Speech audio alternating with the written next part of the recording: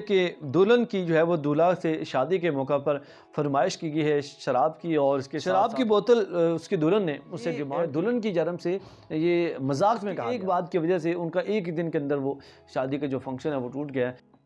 अस्सलाम वालेकुम नाज़रीन, आप देख रहे हैं आहट न्यूज़ चैनल और मैं हूँ इरफान इम्तियाज़। नाज़रीन कराम, इंडिया के अंदर शादी के रस्म व रवाज के मौका पर मुख्तलिफ़ तरह के वाक़यात और अजीब व गरीब तरह के वाक़यात जो देखने को मिलते हैं। उनके रस्म व रवाज भी बड़ी डिफरेंट हैं और वहीं पे कुछ ऐसे काम अनोखे किए जाते हैं कि जो कि आए रोज़ मीडिया की और ख़बरों की ज़ीनत बने रहते हैं। और इस बार वही है कि दुल्हन की जो है वो दूल्हा से शादी के मौका पर फरमाइश की गई है शराब की और इसके साथ साथ चर्च की, जिसके बाद एक ही दिन के अंदर उनकी शादी भी ख़त्म हो गई और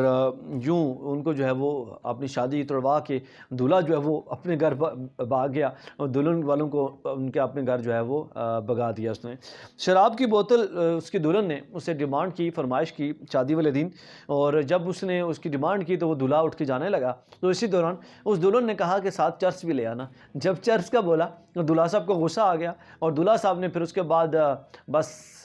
गुस्से की इंतहा की और उनके बाद आपस में उनकी बहस तकरार का सिलसिला शुरू हुआ। और ये बहस तकरार इस हद तक बढ़ी कि नौबत इस हद तक पहुंच गई कि दूल्हा साहब ने कहा, जी आप लोग अपना तमाम तर सामान उठाएं और जाएं अपने घर को। और दुल्हन वालों की जानब से, उनके घर वालों की जानब से बड़ी उसकी भी मेहनत समाजत की गई और कहा गया, मनाने की कोशिश की, लेकिन वो नहीं माने दूल्हा साहब। और इवन फिर यह भी हुआ कि वहाँ पर पुलिस को भी बुलाया गया, लेकिन पुलिस भी इस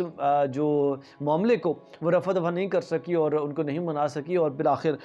ये शादी जो है वो ख़त्म करना पड़ी और तमाम तर जो दुल्हन वाले हैं वो सारे अपने घर चले गए और शादी जो है वो वहीं पे, अभी पहला ही दिन था, शादी वाला दिन ही था कि वो ख़त्म हो गई महज इस बुनियाद पर कि दुल्हन की जानब से चर्च और शराब की जो है वो डिमांड की गई। अच्छा हुआ ये कि एक ये दुल्हन की जानब से ये मजाक में कहा गया, मतलब जैसे होता है कि रस्म रवाज के चक्कर में कई काम करते हैं, वो पाकिस्तान के अंदर भी आपने देखा हुआ, तो इसी चक्कर में उसने ये काम किया, लेकिन ये उसको मजाक बहुत महंगा पड़ा। और रिवायती रस्म के दौरान उसने कहा, ये लुधियाना में वाक़या रुनमा हुआ है और जिसमें दुल्हन की जानब से पहले शराब की बोतल मंगवाई गई, फिर चर्च का कहा गया, तो उसके बाद इनकार करने पर बहस छिड़ गई